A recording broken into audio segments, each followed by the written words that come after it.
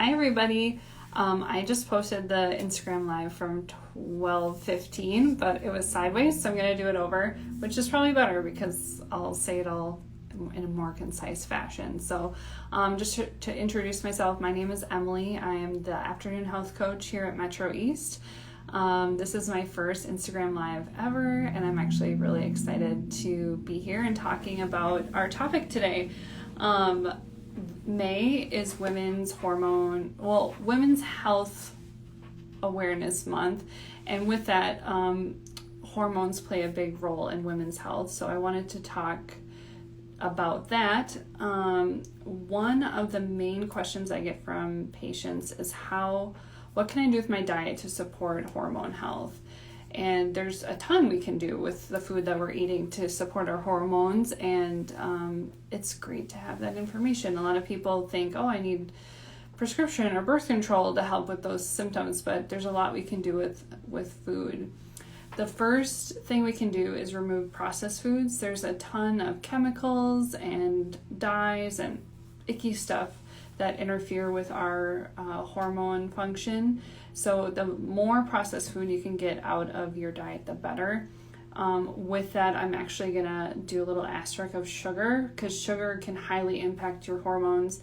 It can cause insulin resistance, and insulin is kind of like the commander hormone that then tells all the other hormones what to do. So if you can keep your insulin responsive, that'll be better for all of your sex hormones and other hormones as well. Another thing you can do is take synthetic hormones off of your plate by making sure that if you eat meat or dairy, they come from grass-fed, local, and hormone-free sources. When animals are raised conventionally, they have a lot of hormones and antibiotics and other toxins that are being pumped into them, which can,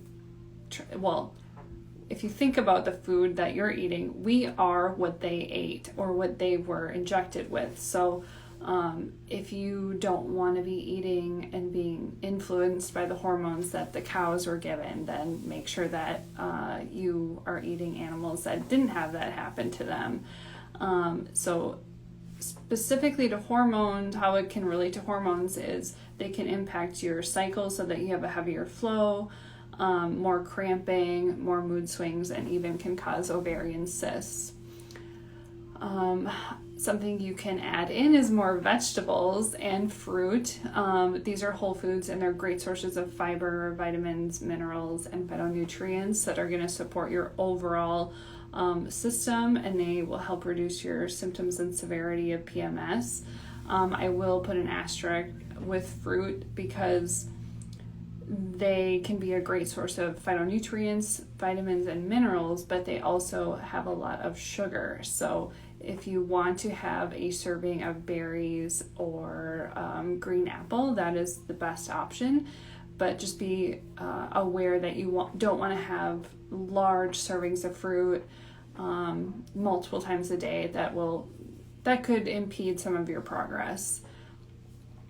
Another thing we can do around protein is kind of play with how much and when we eat it with our cycle. It really is a bio-individual choice, and this is something for you to explore on your own. But some individuals might find that they have less cramping and a lighter, more comfortable flow when they reduce the consumption of animal products, and that is because even if an animal is organic and not fed antibiotics, they do have their own natural hormone system that will impact the food that we eat. So being aware of that is good. But on the flip side, if you are someone who is dealing with a loss of their period, eating more animal-based protein can help get your period back. So just experiment with that, play with the meat versus plant-based protein sources, and see what works best for you. And then lastly, I want to tell you to get enough high-quality fat. Through the 80s and 90s and even into the 2000s, fat was demonized, and we were told to never eat fat, and that has been really damaging to our hormone cycles, our digestion, and our brains. So a lack of high-quality fat can be linked to poor skin, loss of period, hormone imbalance, and even ovarian cysts. So if you want to include healthy fats with avocado oil, olive oil, even grass-fed butter to help balance your cycle, that would be a really great idea. So comment below if you have things that have really worked for you in your hormone health. I have been on my own journey with hormones. I actually was diagnosed with endometriosis 7 years ago, and that's kind of why I'm here, why I became a health coach, because I was told after my diagnosis, which was only given to me after my ovary was removed, that it was a disease that I could do nothing about, and no food or lifestyle change would help me. And I accepted that diagnosis for a while, probably about a year, and things just kept getting worse and worse for me until I decided to do everything within my power to get better, and went on a paleo lifestyle and started working out and sleeping and working on stress management. And now I am like completely symptom free. I don't even say that I have endometriosis anymore. And my goal in my role as a health coach and as a person working here at Metro East is to advocate for women's reproductive health.